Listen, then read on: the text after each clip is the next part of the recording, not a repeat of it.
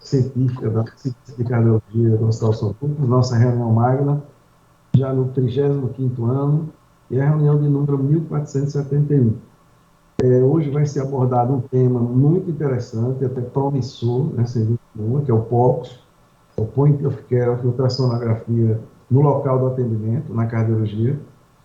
Para apresentar a nossa palestrante de hoje, doutora Ana Terra, vai ser apresentada aqui pela doutora Joselina. Joselina.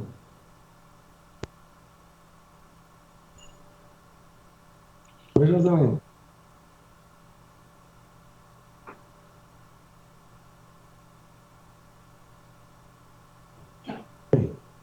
Então, Joselina está mudo. Ela está aí na tela, eu não estou vendo. Joselina está? Eu não consigo ver também, não. Eu não sei se ela está. Bem, então eu vou fazer a apresentação, depois Joselina, quando entrar, complementa. Então, a Ana Terra foi egressa, né, da Universidade Federal Sergipe, tive a oportunidade de ser professor dela, inclusive no ambulatório, já via já naquele tempo ali de saúde do adulto 1, já um grande, assim, interesse pela cardiologia, já demonstrava ser uma pessoa preparada, com muito foco no aprendizado. E ela fez a residência em clínica médica no HU, né, da Universidade Federal de Sergipe, depois fez cardiologia pelo Hospital Ana Nery e se especializou em ecocardiografia pela Universidade Federal da Bahia. Então, Ana, a tela é sua. E um prazer grande tê-la aqui participando mais uma vez da nossa reunião magna. Ah, gente, Souza. Oi. vai lá aí. Oi, Joselina voltou. Não. Oi. Pode Ana falar. Terra, boa noite. Boa noite a todos. Boa noite, Luiz Flávio, Zé Augusto, todo mundo. Bom, eu só queria falar uma palavrinha sobre a Ana Terra, que fez muito tempo linha de pesquisa conosco, né, Souza?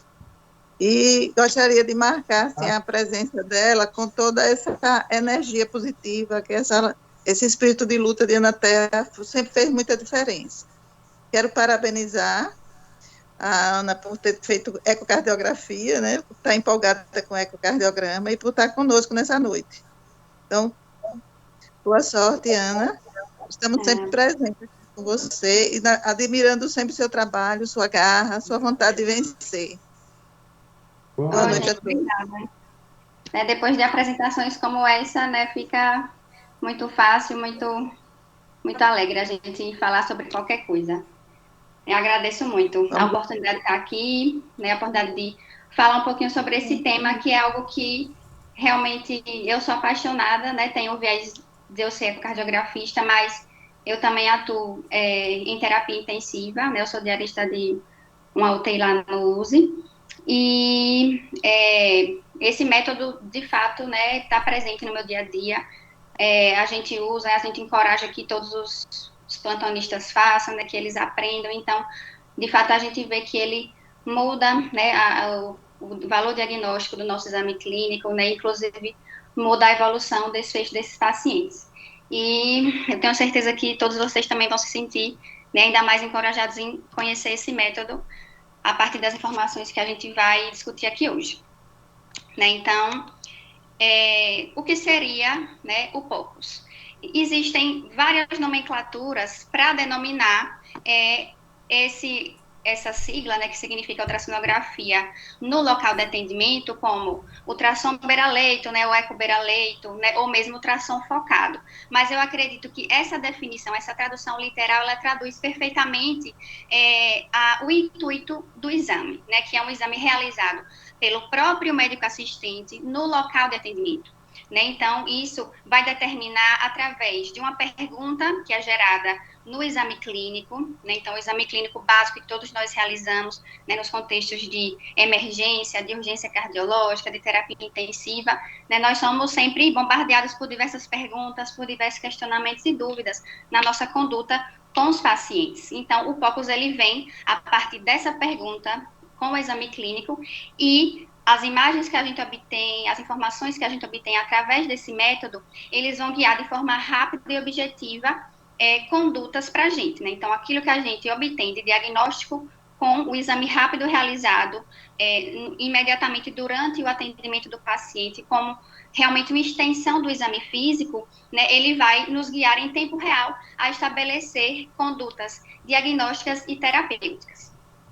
E algo que é muito importante a gente salientar é que essa modalidade diagnóstica, ela obrigatoriamente deve vir antecedida por história, exame clínico e exames complementares mais básicos, né? Então, de forma alguma, a gente está aqui colocando em demérito o exame físico, né? A clínica sempre será soberana, então a gente sempre vai ter que fazer todo aquele exame clínico, né, pormenorizado, para, em busca, através das informações do exame clínico, a gente obter uma pergunta, e essa pergunta específica é que vai direcionar, ser respondida através do POCUS. Né? E algo que também a gente tem que salientar é que a grande sacada do POCUS é que ele requer relativamente pouco treinamento e expertise, né? Então, justamente, a pessoa que está na linha de frente, que está na emergência, seja ele um clínico geral, seja ele um cardiologista que está na emergência, ou mesmo um plantonista na terapia intensiva, não é necessário que ele seja ecocardiografista, que ele seja radiologista, para que ele obtenha proficiência no POCUS. Né? Então, a gente vai ver, né, nos estudos que a gente vai discutir, que uma quantidade relativamente pequena de exames realizados, ela pode capacitar o indivíduo a desenvolver a proficiência nesse método, né, que é justamente a grande sacada e o fato de ele poder realmente ser o bico, né, da gente lançar mão dele em diversos cenários, como ele já vem sendo lançado mão ao longo do mundo. Né? E algo também que a gente tem que frisar bastante é que, se você tiver um POCUS anormal, então se você encontrou no seu POCUS alguma alteração, de forma alguma isso aí vai prescindir de você realizar um ecocardiograma. Então, todo exame anormal, ele vai gerar um ecocardiograma completo, realizado pelo ecocardiografista, né? Ou a depender, se for outra especialidade não cardíaca, ele vai gerar um outro exame de ultrassonografia específico voltado para aquela pergunta. Né? Então, o POCUS não é equivalente a um exame ultrassonográfico completo. E como é que é a história, né, do POCUS ao longo dos anos? Né? O uso dele já vem acontecendo há mais de uma década, né? Então, há mais de 10 anos atrás, já foi percebido, né, vários estudos mostrando o poder realmente diagnóstico dessa modalidade na prática clínica. E a primeira vez que esse método ele foi colocado mesmo em guideline, em diretriz, foi no contexto do trauma. Né? Logo em seguida, ele também foi colocado em diretriz no contexto de parada cardíaca, e de lá para cá, né, ano após ano, seus usos vêm se expandindo em todas as especialidades médicas, em todos os contextos, né? Enfermaria, pronto-socorro, terapia intensiva, inclusive em ambulatório ele vem sendo utilizado, né? E com o advento de ultrassons pocket, né, ultrassons facilmente tanto adquiridos, né, que o preço dele tem caído bastante, ou mesmo o uso dos ultrassons portáteis, né, que a gente dispõe mesmo em hospitais públicos, tem facilitado bastante, né, e garantido com que a gente tenha cada vez mais o acesso a essa modalidade tão significativa. Mas, de forma prática, né, como é que a gente poderia, ou como a gente deveria aplicar o uso dessa modalidade na nossa prática clínica enquanto cardiologistas? Né? Então, como a gente mencionou, o exame clínico vai nos gerar uma pergunta, uma questão, né? Como tudo na vida. Então, o que é que a gente poderia, quais seriam as perguntas que o POCUS poderia nos responder? Principalmente nos contextos de dispneia e hipóxia, né? No contexto de choque e no contexto de dor torácica. Né? Então, a gente vai realizar o POCUS no contexto dessas perguntas e a depender do protocolo específico escolhido, né, que pode ser estabelecido por cada instituição, existem diversos protocolos diferentes que as instituições médicas ensinam ou que elas preconizam que aquela instituição faça, esse protocolo ele pode ser mais extensivo ou mais simplificado. Mas mesmo os protocolos mais simplificados, eles nos dão informações muito valiosas. Né? E essas informações, como a gente pode ver aqui, elas podem culminar em diversas hipóteses diagnósticas que vão nos levar a ter condutas muito mais assertivas, muito mais rápidas, favorecendo, né, uma evolução clínica muito melhor dos nossos pacientes. E como é que seria, assim, de forma bem simplificada mesmo, esses protocolos? Então, de forma básica, existem 3 protocolos, né? O protocolo cardíaco, o protocolo torácico e o protocolo abdominal. O protocolo mais detalhado, né, que tem mais variáveis, que tem mais janelas, mais difícil de você obter a proficiência, é o protocolo cardíaco, né? Porque ele é constituído de 5 janelas, né, ecocardiográficas, que são as 5 janelas ecocardiográficas básicas, e ele tem muitas variáveis que a gente vai precisar lançar mão, né? É importante a gente notar que em todos os protocolos, a função básica do ultrassom que a gente vai usar vai ser apenas o modo B. Então, a gente não vai usar, na maioria das vezes, Doppler, né, nem Doppler espectral, nem Color Doppler. A gente vai usar mesmo apenas o modo bidimensional para responder todas as nossas perguntas. Né? Mas, como a gente vai ver adiante, o protocolo cardíaco é o que apresenta mais variáveis e que apresenta um número maior de exames para que você obtenha a proficiência nele. O outro protocolo seria o protocolo pulmonar, que ele também apresenta uma variação em relação de instituição para instituição, como esse protocolo seria realizado. Né? Então, ele pode ser tão fácil quanto apenas 2 zonas de insonação, como a gente vê aqui nessa figura, podendo ser até 8 zonas, 12 zonas ou até 28 zonas, né? A depender de que contexto você está, a depender de qual pergunta que você quer responder. Então, o protocolo pulmonar, ele pode ser bastante rápido ou um pouquinho mais demorado, mas mesmo assim, ele, em geral, mesmo com 28 zonas de insonação, ele não é demorado. O protocolo abdominal, né, ele pode ser o protocolo mais rápido e mais fácil de todos, se a gente se determinar apenas a veia cava inferior, né, a avaliação, né, unicamente dessa variável, o tamanho, a fasicidade, né, o sniff da veia cava inferior, ele pode nos dar várias informações valiosíssimas em vários contextos, no contexto de espineia, no contexto de insuficiência cardíaca, no contexto de síndrome coronariana aguda. Então, realmente, essa, para mim, do ponto de vista do médico generalista, é a principal informação e a informação mais fácil que a gente pode obter. Porém, o protocolo de abdômen, ele também pode envolver a avaliação da aorta, né, para a gente ver se tem algum aneurisma, né, alguma dissecção da aorta. Você pode também avaliar as janelas abdominais para avaliar a presença de líquido livre, e ainda o protocolo pélvico, para avaliação de presença de líquido livre na cavidade pélvica e do enchimento da bexiga. E é muito importante, né, a gente ter esse conhecimento que esses métodos, eles podem nos dar em diversos cenários, né? Você pode ver aqui no cenário de diagnóstico de edema agudo de pulmão, no cenário de diagnóstico de pneumonia. Tá dizendo aqui, eu não estou vendo. Tá falando, eu não estou vendo. Você sabe? Por que você está dizendo aí? Porque está conectando, né? Tem alguém com o microfone aberto. Fechou. Então, a gente pode perceber, né, que com essas modalidades de protocolos, nós podemos obter diagnósticos de forma muito acurada, né? Então, em diversos cenários, né? No cenário do edema agudo de pulmão, no cenário da pneumonia, pneumotórax, na disfunção do ventrículo esquerdo e no cenário do trauma, vejam, as acurácias, né, que a gente encontra do POCO são muito elevadas. O que nos dá uma segurança muito grande, né, de usar esse método fácil, rápido, prático, e que tem tido realmente, como a gente vai ver nos estudos, uma evolução muito favorável dos pacientes em diversos cenários. E no contexto da pandemia do coronavírus, o POCUS ele entrou ainda mais em evidência. Diversas sociedades, né, diversas entidades, elas fizeram seus próprios protocolos, e eu trouxe aqui para vocês verem o protocolo recomendado pela Sociedade Americana de Eco.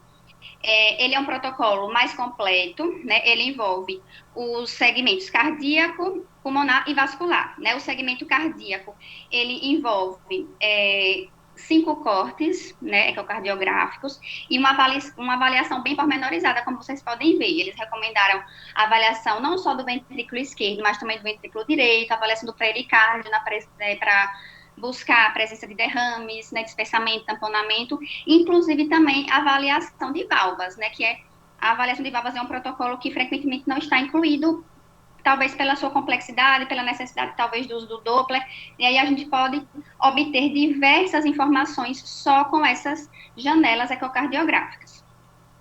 Já o protocolo pulmonar recomendado pela ACE foi de pelo menos 8 zonas de insonação, na busca, então, de linhas B, né, na busca de espessamento pleural e consolidação, de broncogramas, de derrames pleurais, né, podendo a gente estabelecer diversos diagnósticos, tanto pulmonares quanto cardíacos. E, por último, eles também recomendaram associar o protocolo vascular, que envolve não apenas a avaliação do status volêmico através da mensuração da veia cava inferior, mas também a avaliação vascular, né, em busca de trombose venosa profunda, através do protocolo de compressão de 2 pontos, né, que é o protocolo que vai buscar visualizar as veias femorais, na sua emergência com as safenas magna, e também as veias poplíteas, na busca de TVP. E algo que é muito legal da gente salientar é em relação ao tempo. Mas, poxa, será que eu vou demandar quanto tempo para realizar essas janelas ecocardiográficas, janelas pulmonares, janela vascular, né? E os estudos, eles mostram que esse tempo vai variar, né? De experiência de examinador para examinador, mas, de uma forma geral, os estudos mostraram que em examinadores experimentados, esse tempo desse protocolo inteiro foi de 5 minutos, e em médicos menos experimentados, né, com pouco tempo de conhecimento sobre a técnica, chegou a 15 minutos, né? Então, mesmo nas pessoas com pouca proficiência, são 15 minutos, né, valiosos, que podem nos dar muita informação e que com certeza vale a pena a gente estar lançando mão disso. Mas, então, por que eu deveria demandar mais esses 15 minutos, né, do exame físico, fazendo POCUS, se eu já tenho, né, meu exame clínico, meu exame físico, que já vem há tanto tempo, há tantos anos, me servindo muito bem, né? Então, esse estudo aqui, essa revisão do ESC, ele nos mostrou que os sinais clínicos que a gente busca ao exame físico, né, a dispneia, o edema dos membros inferiores, a turgência jugular, eles são apenas a ponta do iceberg, né? Então, existe, no contexto da insuficiência cardíaca aguda, né, uma pleiade de alterações que já determinam a descompensação da essência cardíaca, que podem ser vistos através do POCUS e que não são vistos ainda através do nosso exame clínico. Né? Então, esse seria, né, um método muito valioso para que a gente pudesse, de forma antecedida, prever esses pacientes que estão descompensando e que ainda não estão sintomáticos, para que a gente pudesse tomar medidas precoces, né, evitar desfechos favoráveis, reduzir custos, né, e programar realmente a evolução clínica desses pacientes. Esse mesmo estudo, essa mesma revisão, nos mostra o quanto a sensibilidade, né, desses fatores que a gente busca no exame clínico, eles são baixos, né? Não só a sensibilidade, mas também a especificidade é baixa em alguns deles. Nós podemos perceber aqui que, por exemplo, né, o edema de membros inferiores, ele tem uma sensibilidade menor que 50%, né? Então, sensibilidade muito baixa, né? Já exames complementares como o raio-x, ele também pode ter em alterações como derrame pleural, como cefalização de trama, sensibilidades bastante baixas, como vocês podem perceber. Então, se a gente puder dispor de uma ferramenta fácil, rápida, prática, que não onere e que vá, né, nos agregar informações para que o nosso diagnóstico seja mais rápido, mais assertivo, então, esse seria realmente o cenário ideal. E esse fato nós podemos perceber não só no contexto da insuficiência cardíaca aguda, mas também no contexto da insuficiência cardíaca crônica, né? Então, esse estudo aqui de mais de 30 anos atrás já nos mostrava que em pacientes com disfunção bem grave, né, que apresentavam a pressão capilar pulmonar elevada, a sensibilidade, né, de alterações como crepitus, edema, turgência jugular, vejam só, bem baixa, né? Então, se a gente puder, né, nesses diversos cenários, na essência cardíaca, né, na dispneia de origem ainda não conhecida, né, no contexto de hipoxemia, lançar mão desse método, nós vamos ver que nós vamos obter informações valiosas. E é justamente baseado nisso, né, que expoentes da cardiologia, como Narola e Brown, eles, inclusive, advogavam recentemente o uso do POCUS como o quinto pilar do exame físico beira-leito, né? Então, além da inspeção, palpação, percussão e ausculta, né, tão usados, tão conhecidos, né, tão queridos pela gente, que a gente, na medida do possível, se determinar, assim, também buscar realizar o POCUS nesse contexto. Isso por quê? Né? Porque atualmente a gente sabe que os médicos, infelizmente, eles não determinam tanto afinco, né, tanto esmero na realização do exame físico. Né? No passado isso era muito mais evidente, né? O exame físico ele era muito mais valorizado, né? Os médicos passavam muito mais tempo ao lado do paciente, beira-leito, buscando esses sinais clínicos no intuito de obter informações, mas hoje, pela enxurrada de informações, pelo tempo, né, por uma série de fatores, o exame físico, infelizmente, ele tem tido uma performance muito baixa. Né? Então, os médicos, por mais que aquela alteração no exame clínico, ela fosse evidente, né, por um médico experiente, muitas vezes outros médicos, eles não conseguem encontrar aquela informação que está ali saltando aos olhos e que o paciente ficaria ali com a conduta inadequada, caso esse médico não determine, não visualize que ele precisa de uma conduta precisa naquele momento. De forma que, nesse contexto, né, o POCUS, o exame de imagem, ele poderia instigar aos médicos, né, principalmente aos médicos mais jovens, maior interesse do examinador, né, de usar essa nova metodologia no intuito de obter essas informações tão valiosas. Né? Além disso, o uso do POCUS, né, ele tem já sido determinado como um auxiliador no intuito de reduzir exames adicionais. Né? Então, se a gente tiver um exame, como a gente já viu, alterado, isso vai obrigatoriamente nos levar a solicitar um ecocardiograma completo ou uma ultrassonografia completa. Né? Mas os diversos estudos, eles mostram que essa redução, né, de custos, ela é significativa quando existe um protocolo de POCUS estabelecido. Né? Além disso, também é fato que o processo decisório, ele é muito mais assertivo, as hipóteses diagnósticas, quando comparada com padrões ouro, elas são muito mais assertivas, né? Então, de fato, essa metodologia, ela tem muitos pontos positivos e vale a pena a gente investir nela. Entretanto, o que realmente dificulta a inserção do POCUS na prática clínica atual é que ele é um método de ensino, assim, pouco eficiente. Né? Não um método diagnóstico em si, mas sim o ensino, né? A forma de que os médicos vão obter proficiência nele. Isso porque é necessário que todos os médicos aprendam beira-leito, né? Então é necessário um número determinado de pacientes para que esses médicos obtenham a proficiência, e é necessário que essas reuniões para o ensino, elas sejam sempre em pequenos grupos, porque o médico ele vai precisar ter a experiência com o transdutor, ter a experiência com o paciente, ele vai precisar desenvolver aquela sensibilidade, né, aquele eyeballing que a gente chama, que é a capacidade de o olho determinar o que aquela medida quer nos dizer. Porém, não é só o POCUS que tem esses fatores negativos e limitantes, né, na sua implementação. A própria ultrassonografia convencional, né, que a gente já implementa na prática clínica hoje, né, seja o ecocardiograma completo, seja uma ultrassonografia completa realizada pelo radiologista, ele já enfrenta seus entraves no processo diagnóstico. Né, isso porque um médico assistente solicita o exame, né, em seguida, né, vai-se em busca do médico, então, que esse paciente seja encaixado na agenda, ou se existe um médico realmente sobre aviso para realizar o método, e além disso, depois que o exame é feito, depois que o exame é laudado, pode haver frequentemente um delay, né, na chegada de informação até o médico que vai tomar decisão. Então, de fato, existem muitos entraves na comunicação, né, através da ultrassonografia convencional.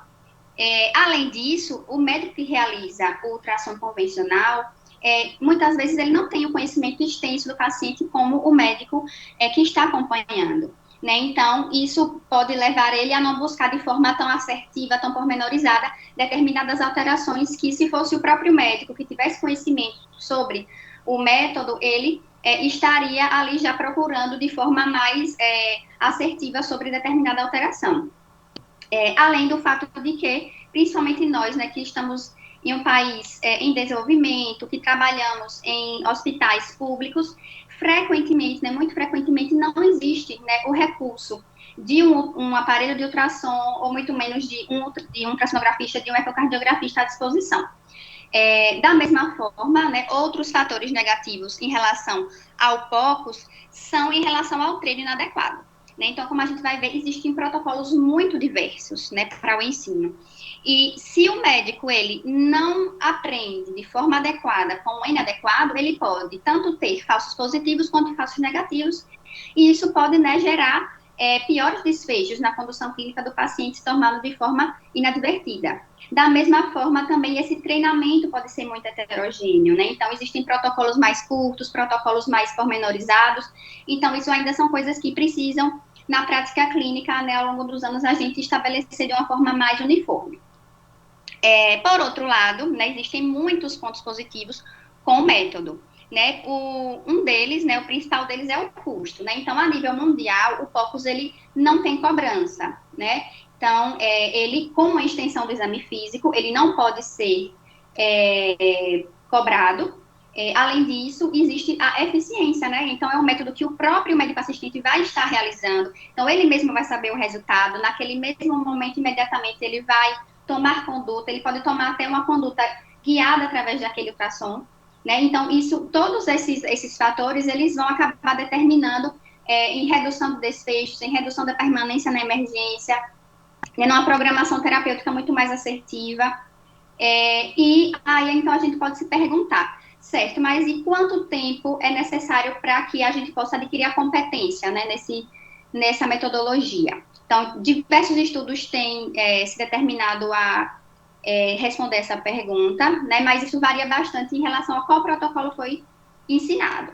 De uma forma geral, né, para o protocolo de tomada de decisão, são necessários 25 exames supervisionados de alta qualidade que estariam corretos, né, para que aquele médico seja capacitado como proficiente. Já para procedimentos guiados, seria 10 procedimentos guiados de alta qualidade supervisionados. Né, e um dado aqui que eu trouxe para que a gente possa, né, ter uma noção da relevância desse método é que nos Estados Unidos, né, atualmente, 35% das escolas médicas já incluem na sua grade o POCUS como parte do currículo, né, das escolas médicas. Então, é algo realmente que nos encoraja a instituir na medida do possível.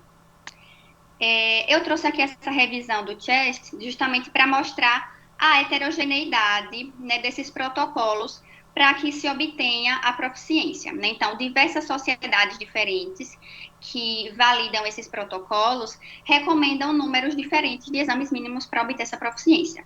E não é só o número mínimo de exames necessários, mas também as variáveis analisadas. Né? Então, existe consenso, né, do ponto de vista do POCUS cardíaco, existe consenso que devem estar incluídos a função do ventrículo esquerdo, do ventrículo direito, a avaliação do pericárdio, né, com tamponamento cardíaco, com derrame pericárdico, e também a avaliação da mensuração da veia cava inferior. Né, e outras sociedades recomendam ou não mais outras variáveis, né, mas como a gente pode imaginar, como muitas vezes o médico que está realizando o exame é um médico generalista, então é importante, eu acredito que a gente foque, né, nessas informações mais relevantes para que realmente a proficiência ela se estabeleça de uma forma adequada para que a gente não gere exames falsos positivos ou falsos negativos. Então, eu trouxe aqui para vocês terem uma noção em relação a essa questão da proficiência, esse estudo, né, recente, que envolveu vários países diferentes, né, entre eles o Brasil, teve 5 centros brasileiros nesse estudo, inclusive 3 centros na Bahia, que eles justamente objetivaram verificar quantos exames, né, seriam necessários para que o aluno pudesse obter essa proficiência. Né? Então, a população, né, de estudo, nesse caso, foi bastante diversa, envolveu tanto estudantes de graduação, quanto residentes de clínica médica, quanto plantonistas de terapia intensiva, né, e até em outros países, inclusive, envolveu fisioterapeutas. E eles submeteram, né, essa população a 2 horas de aulas teóricas, seguidas de 25 exames de alta qualidade supervisionados. né? Então, ao final desses 25 exames, eles puderam perceber que 80% dos focos pulmonares foram adequadamente diagnosticados pelos alunos, né? Então, é uma sensibilidade, assim, bastante boa, né, para apenas 25 exames de se alcançar a proficiência, e algo que a gente também é muito importante, muito relevante, principalmente no contexto da emergência, no contexto da terapia intensiva, da emergência cardiológica, é que, quando comparado o tempo de obtenção do exame por experts, esse tempo foi de 8 a 10 minutos, enquanto que a realização do ultrassom do ecopulmonar por alunos, inicialmente ela era de 19 minutos, e ao final desses 25 exames, ele caiu para 12 minutos, né? Então, mostra que realmente a prática realmente é que vai levar essas pessoas a desenvolver a proficiência, inclusive alunos de graduação, né? O que realmente nos encoraja bastante a defender a instituição desses métodos quando possível nas nossas instituições. Aqui esse estudo, ele veio mostrar, esse estudo publicado no ESC em 2019, o uso também do ultrassom pulmonar para o diagnóstico de insuficiência cardíaca aguda no contexto do pronto-socorro, né? Então, foi um estudo randomizado. E como é que foi que eles desenharam? Eles pegaram pacientes admitidos na emergência com dispneia e após uma avaliação inicial com história, exame físico, ECG e gasometria arterial, eles tiveram uma suspeita diagnóstica. Então, eles randomizaram esses pacientes aqui nessa fase para complementar essa suspeita diagnóstica ou com ultrassom pulmonar, né, ou com POX pulmonar, ou com o raio-x de tórax combinado com NT-proBNP. Né? E o que foi que eles perceberam? Eles perceberam que o ultrassom pulmonar, né, ele teve uma acurácia bastante elevada quando comparado com todos os exames de referência. Então, eles compararam o resultado obtido, né, o resultado diagnóstico obtido depois do ultrassom com o resultado de todos os exames realizados ao final da investigação, né? E nós podemos ver, através dessa curva ROC aqui, que a área sobre a curva do ultrassom pulmonar no seu poder diagnóstico foi de 94,5%, enquanto que o protocolo padrão de raio-x e NT-proBNP foi de 87,2%. Né? E comparando a avaliação diagnóstica estabelecida apenas através da avaliação clínica inicial básica com o raio-x e NT-proBNP, não houve diferença, né? A gente pode perceber que as curvas elas foram iguais e que não houve diferença, né? Já comparando o diagnóstico presuntivo através da avaliação clínica inicial e da avaliação clínica combinada com o ultrassom pulmonar, nós podemos perceber que a curva ROC foi de 94,5% com um P significativamente estatístico, né? Então, mostrando que esse exame realmente ele tem uma acurácia muito boa no contexto de pacientes com insuficiência cardíaca aguda descompensada. Já esse outro estudo aqui, né, buscou avaliar o protocolo que usa a mensuração da veia cava inferior, dessa vez não para o seu poder diagnóstico, mas para o seu poder prognóstico, né? Então, ele buscou ver em pacientes com insuficiência cardíaca aguda descompensada, quais eram os fatores que prediriam readmissão em 30 dias. Né? Então, eles tiveram vários fatores que foram avaliados, né? Seja fatores demográficos, morbidades, sinais vitais, o volume que foi removido, né, com diureticoterapia, a permanência hospitalar, vários exames laboratoriais. Então, de todos esses fatores avaliados, apenas a medida máxima da veia cava inferior e o valor logaritmo do BNP que puderam determinar, que puderam predizer a maior chance de readmissão em 30 dias. Né? Nós podemos perceber, inclusive, que a área sobre a curva do focus da veia cava inferior foi de 78%, enquanto que a área sobre a curva do logaritmo do BNP foi de 69%. Né? Então, nós podemos perceber, através desse estudo, né, que não apenas o valor diagnóstico do exame, mas também o valor prognóstico, né, de um exame muito simples. Né? A mensuração através do protocolo da veia cava inferior, ele pode ser feito em menos de 1 minuto, é uma medida muito rápida, muito prática e muito reprodutível. E com essa informação, nós podemos lançar mão dessa informação e planejar uma otimização diurética ainda antes da alta, né, ou mesmo uma otimização diurética após a alta do paciente. Nós podemos planejar um retorno precoce, né, e justamente são essas medidas, né, esse feeling, essas informações que nós obtemos pelo método que vai nos dar uma segurança muito maior na condução desse paciente e, inclusive, redução de desfechos. E, por fim, esse estudo aqui do CHEST buscou avaliar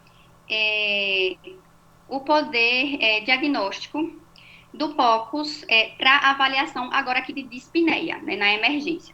Então, eles puderam perceber que, em relação ao tempo de formulação da hipótese diagnóstica, né, houve um encurtamento muito grande com o uso do POCUS, né? Então, a estratégia convencional de investigação diagnóstica levou, em média, 186 minutos, enquanto a estratégia com o uso do POCUS levou apenas 24 minutos, no contexto, né, de dispneia na emergência. E eles também perceberam uma boa concordância, né, com o capa moderado entre os diagnósticos estabelecidos através do protocolo padrão e através do protocolo adicionado com o POCUS. E eles obtiveram uma acurácia semelhante entre os métodos para a síndrome coronariana aguda, para a pneumonia, para derrames e para pneumotórax, né? Enquanto isso, o POCUS ele foi mais sensível no contexto da insuficiência cardíaca, né, como nós podemos perceber nos 2 estudos anteriores. Entretanto, a estratégia convencional de investigação ela foi mais sensível para patologias como DPOC, asma e TEP.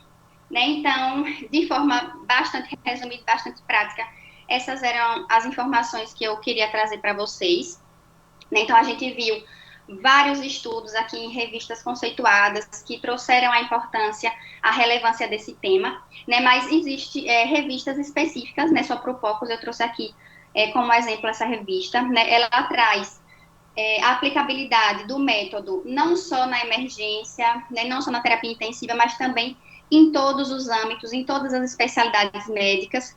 E eu trouxe para que vocês, né, quem tiver interesse, possa visitar o site, porque eles dispõem, né, de várias aulas teóricas, né, explicando como é a metodologia, né? Então, quem se interessar e quiser se aprofundar um pouco mais em relação a esse método, pode acessar essa plataforma.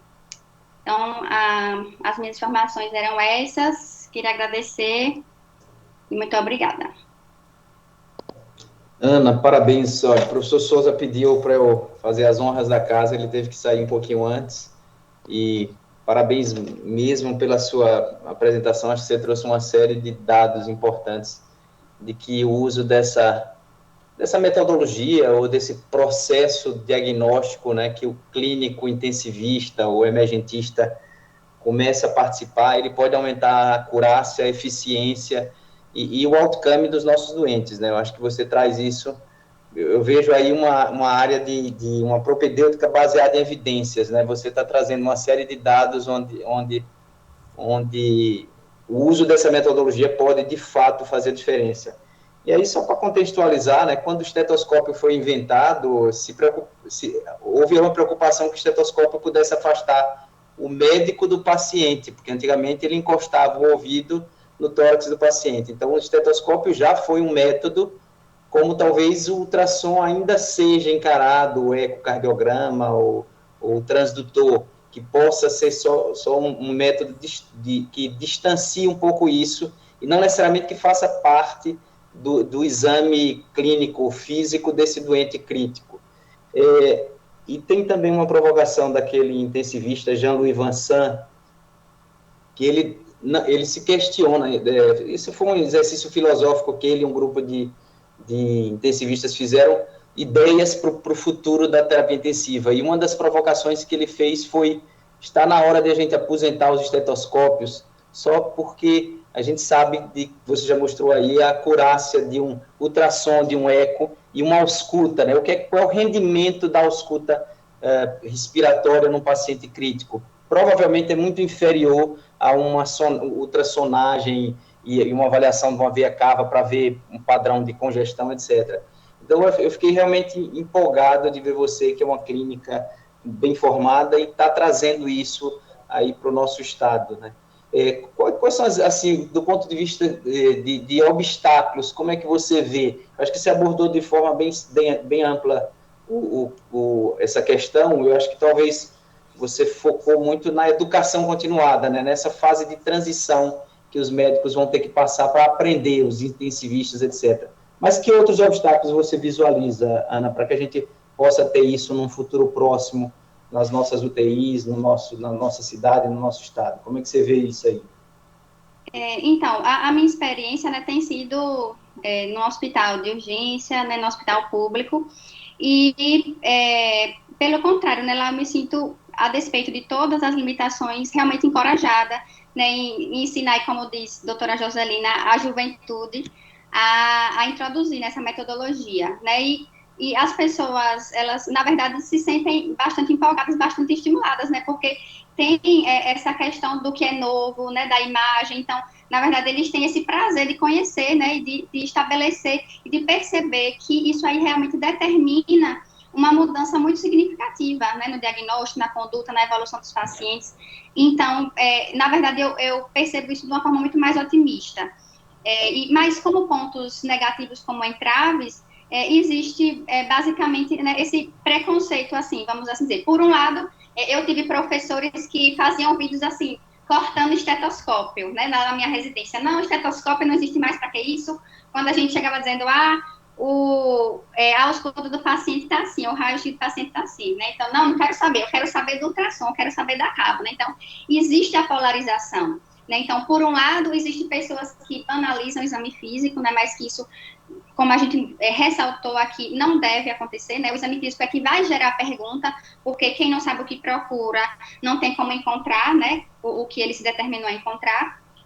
Mas, por outro lado, existe também esse preconceito de que, não, essa nova tecnologia, eu vou me manter aqui onde eu já estou, onde eu já conheço, onde eu sou seguro, né? Então, muitas vezes, a falta de conhecimento, né, que é justamente isso que a gente está fazendo aqui, limita, né, a intimidade com o método e limita a sua paixão mesmo em fazer aquilo, né, porque tudo na vida é isso, né, eu acho que a vontade, o conhecimento, né, de você obter aquilo e de que aquilo vai fazer diferença na sua prática. Então, na medida em que a gente conhece, né, a gente fica mais íntimo e a gente fica mais apaixonado por aquilo e mais determinado a fazer com que aquilo realmente faça diferença na vida das pessoas, né? Então, eu vejo essas duas facetas na minha prática.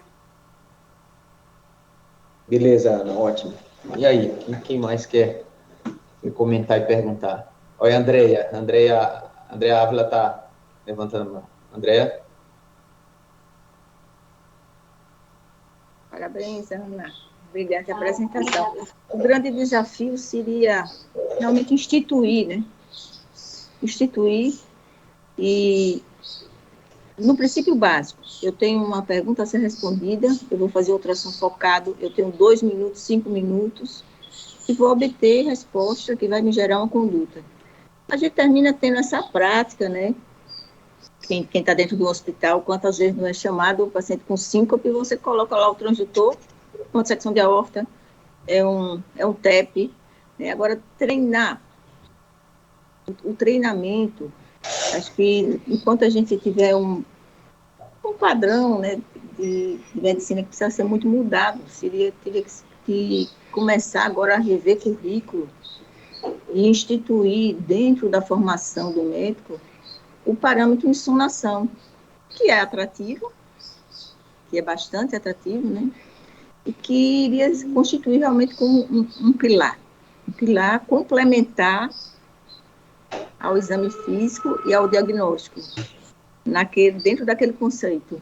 Tenho que responder uma pergunta, focado, pouco tempo, não preciso gerar um laudo, não gera um laudo e vai me gerar uma conduta. Não precisa gravar imagem, né? Não preciso gravar imagem, né? Não preciso me comprometer com o laudo. Então, toda aquela discussão inicial que queria tirar o ganha-pão do ultrassonografista, do ecocardiografista, né? Teve essa discussão. Pelo contrário. Né? Pelo contrário, depois ele alterado, ele vai gerar e iria otimizar o trabalho, quer seja do cardiografista, quer seja do radiologista, para redução do número de chamadas, né?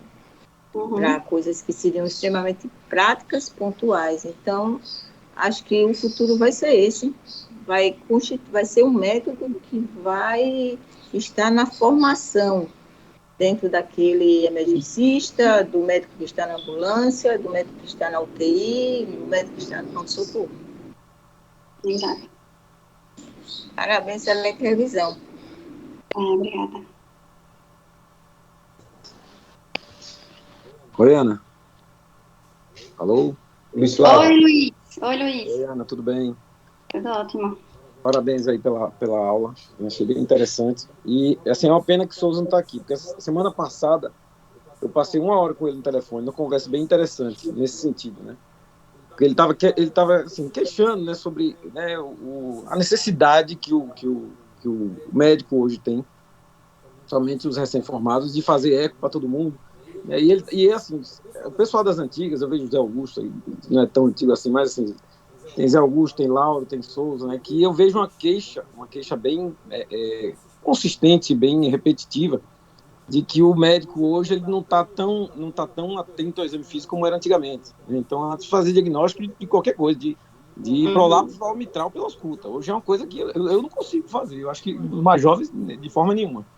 Então, antigamente se fazia diagnósticos assim, incríveis pela ausculta. E eu vejo isso como uma queixa do pessoal mais antigo, né? Como um defeito dessa nova geração, dessa geração Y, né? Que é uma geração mais que quer resultados mais rápidos. Imediatista. Não é imediatista, é uma medicina mais, digamos, mais produtiva, né? De você atender, sei lá, 10 pacientes na tarde, 15 pacientes na tarde, e você ter 10 pacientes internados, tem que resolver tudo rápido. Eu acho que a gente tem que talvez encarar isso não como um defeito, mas como uma característica, né? E que talvez a gente tenha que mudar nosso mindset e admitir, né? Eu acho que é um exercício filosófico mesmo, como o Zé Augusto falou, e admitir que talvez as próximas gerações elas tenham um enfoque diferente, né? Elas não percam tanto tempo assim no exame físico e talvez elas já saiam fazendo coisas que a gente não fazia antes, por exemplo, o ultrassom, né? Os Estados Unidos você mostrou no trabalho, né? 35% dos médicos tinham formação em ultrassom. Provavelmente os outros 65% é porque iam fazer dermato, oftalmo e não tinham interesse nisso, mas assim, o clínico, ele provavelmente no futuro ele vai saber fazer ultrassom. E do ponto de vista realístico, talvez, se você quiser insistir no exame físico, talvez a gente vai ter falhas, como a gente já vê hoje, né, Zé Augusto? Assim, subir na UTI com edema agudo com BNP normal. Ou quando você pega o cara com síncope, sem nenhum diagnóstico, você faz o eco, tá lá, uma estenose aórtica que ninguém viu o sopro. Então, talvez se a gente for insistir nisso, né, em querer focar sempre no exame físico e dizer que o ultrassom é exame complementar, eu acho que não é para todo mundo. Eu acho que talvez a gente, não sei, talvez a gente tenha que ir por outro caminho, admitir que o exame físico vai ser cada vez mais falho, né? O ensino do exame físico e a prática do exame físico vai ser cada vez mais falho em geral, e talvez partir para essa linha mesmo, né? Partir para essa linha, né, de exames complementares, né? Não sei como é que o pessoal da mais antiga que está mais aqui na reunião encara isso, mas eu acho que é uma forma da gente tentar, né, talvez se adequar a isso, né? Eu acho que é um exercício filosófico que eu acho que é a realidade, né? É a realidade desse novo mundo que a gente se encontra, né? Joselina está aí, pode falar melhor. Bom, eu sou das antigas, né? Eu vou dar minha. Hoje mesmo eu estava no ambulatório e os alunos estão de férias, mesmo assim alguns foram para o ambulatório me ajudar, né? Espontaneamente, lá uns 5 alunos comigo. E é aquela história, né? Eu sempre converso muito com eles e sempre pergunto o que é que eles pretendem, né? Tem muitos alunos que pretendem fazer medicina de interior mesmo, né? Medicina de SUS, de periferia, de saúde da família. Eles não vão ter esses exames complementares toda hora, né? Então, assim, tudo é muito bom, sabe, Luiz? Quando você está no São Lucas, né? Quando você veio do INCOR, mas não é essa a maioria, né? Não é essa a maioria. Vocês estão vivendo em um mundo que não é a realidade do brasileiro. Zé Augusto passou aí um tempão fazendo aquele trabalho, né, da Via Cruz, né, Zé Augusto? Sentiu muito isso, né? Que não é como a gente imagina a grande maioria do destino dos nossos alunos, né? Ana Terra foi uma exceção, que saiu do interior de lá de Simão Dias. E veio parar, Simão Dias eu gravei, que ela era da terra da minha avó, né? Por isso que eu sempre gravei na Terra. E aí ela tem esse perfil de ser desbravadora, mas muita gente não tem, das turmas que passam por mim. Então, eu acho que eu tenho que ensinar para eles. Hoje teve uma menina que ficou toda feliz, né? Porque ela conseguiu distinguir uma fibrilação atrial na ausculta, e fui eu que ensinei. E hoje chegou um paciente com FA crônica, e ela conseguiu fazer isso. Então, ela disse, eu não preciso de um eletro, eu sei que essa é uma FA, porque a senhora já tinha me ensinado. Entendeu? Se eu parar no interior, que provavelmente eu vou fazer PSF, eu vou saber que eu estou diante de uma fibrilação atrial, não de uma arritmia, outra menos importante. Então, é uma coisa assim, que depende de onde você estiver e do momento que você estiver. Está entendendo, Luiz? Então, não dá para você generalizar isso aí. Seu universo é um universo e tem muitos outros universos. Então, a gente das antigas mostra isso. E também mostra que as pessoas nem sempre vão ter hospitais de ponta. Ela está num hospital público que ela está conseguindo passar isso aí para as pessoas, né? Conseguindo mostrar que não é complicado olhar o que tem lá para o paciente para ajudar o diagnóstico. Isso aí é uma maravilha. Por quê? Porque lá você tem como fazer isso, mas tem muitos lugares que não tem. Não tem vagas. Zé Augusto sabe como é, quando a gente quer uma vaga no HU, não tem, né, Zé Augusto? Então, a realidade do povo brasileiro é muito diferente da realidade que a gente vive no São Lucas aqui. Eu ainda estou aqui, essa hora. Entendeu? Então, é por aí. A minha opinião, né? Não concordo. Assim, é só um questionamento filosófico, porque eu acho que vejo muito essa queixa, entendeu? Porque hoje o médico sabe, hoje o médico, né? E talvez hoje o médico ele aprenda a medicina de outra forma, né? De outra forma, e aí vai entrar tudo isso, vai entrar as limitações, né? Nem todo mundo vai ter tudo. Então isso é uma reflexão importante. Você pode estar preparado numa faculdade para fazer ultrassom e trabalhar no interior que não tem. Então, realmente é uma coisa para se questionar realmente. Eu acho que a gente, como exercício do ideal, né?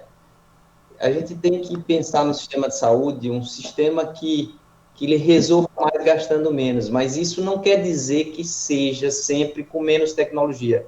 Eu acho que o sistema inglês deu um grande exemplo com o estudo de Scott Hart, Luiz sabe, Joselina muito mais que eu, porque eles estão na área, quando eles viram o poder limitado da história clínica para definir quem tem doença arterial coronariana, sim ou não, porque o estudo original foi para isso, né, Luiz?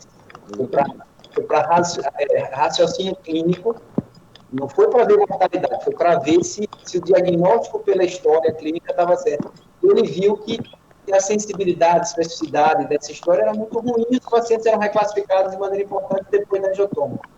Então, talvez, eu acho que a gente está numa era de pensar assim, aquilo que os antigos diziam, porque tem uma lenda, não sei se vocês conhecem, mas uma lenda de um grande professor brasileiro que percutiu o coração do paciente, dando aula para os seus alunos e residentes, ele percutiu com precisão, com maestria. Quando veio a radiografia, o paciente tinha uma destrocardia, e aí esse professor catedrático, ele teve que caiu do seu pedestal, porque viu que a propedêutica tinha falha. Eu acho que a gente também tem que reconhecer que a estenose mitral, às vezes, não dá sopro, que o fígado a 2 centímetros não é patologia em algumas situações, e esses métodos vêm para melhorar isso, né? Agora, claro que tem que ser sempre numa situação de viabilidade, custo-benefício. Só para terminar, o estudo Karolinska, eles estavam prevendo a formação do médico para o futuro, isso já tem algum tempo. O cara tem que saber as 20 patologias mais comuns. Não existe especialidade. Eu sou emergentista, eu sei as 20 patologias que mais chegam no pronto-socorro. E talvez ter recursos propedêuticos de insonação, como vocês estão falando, talvez seja uma necessidade do futuro. Porque a gente pode beneficiar. Agora, eu concordo com o Joselina, está longe, e a gente ainda vai ter que se apegar no estertor crepitante, no broncoespasmo, né, naquela auscultazinha mais refinada, no bloqueio de ramo esquerdo pelo desdobramento, né? A gente tem aquele desdobramento paradoxal da segunda bulha, às vezes a gente dá diagnóstico auscultando. Já dei alguns diagnósticos auscultando, você vê um desdobramento paradoxal, você faz diagnóstico. Então, mas eu acho que é muito bom esse assunto que você está trazendo, Ana, e Joselina aí apoiando também desde o início da sua carreira. Eu acho que traz uma reflexão que a gente tem que pensar, não ideologicamente, mas o que a gente está fazendo é certo, a propedêutica que a gente sempre usou é a melhor, tem como melhorar, Pode ser que a gente tenha que mudar alguns caminhos, que a gente, só porque está no altar, só porque o estetoscópio está no altar, pode ser que ele tenha que sair do altar e tem que entrar um transdutor no futuro. Não, eu continuo otimista, né? Eu acredito que a disseminação da aquisição desses dispositivos, ela já é uma realidade, né? Existem dispositivos de bolso, né, do tamanho do celular, que você não tem cabo nenhum, né? A praticidade dele é muito rápida, você carrega ele como você carrega o seu estetoscópio, que custa R$5.000, menos de R$5.000, né? Um transdutor, que é individual, que a pessoa pode levar para onde ela for. Né? Então, acredito que essa mudança de paradigma está mais próxima do que a gente imagina, né? Principalmente nesses contextos que a gente mencionou aqui, né? Claro que no contexto ambulatorial, no PSF, isso aí está um pouco mais distante, né? Mas na emergência, acredito que pode estar mais próximo do que a gente imagina. José Augusto e Ana, será que no futuro o médico não tem que partir pelo contrário, né? A via inversa. Será que ele, quando quiser fazer medicina de família, quiser ir para o interior, ele não tem que fazer uma especialidade em exame físico? Que não, né? A gente não vai chegar a esse ponto, né? Então, isso é interessante, né? Talvez o médico ele saia tão especialista, né? Numa medicina mais tecnológica, que ele tenha que se especializar numa coisa mais antiga, né? É uma coisa interessante. Zé Né? Augusto, uma coisa interessante, né? Que eu comecei a fazer imagem logo cedo, não foi porque eu tinha tanta paixão pela tecnologia e imagem, foi para pagar as contas do meu menino, né? A verdade era essa, eu não tinha como pagar as contas com consultório, né? E com teste ergométrico. E aí eu comecei a fazer imagem. Agora, hoje, o consultório dá mais dinheiro do que as imagens, né? E você, por quê? Porque o consultório inverteu, né? Rapaz, ainda bem que essa reunião está gravada, viu?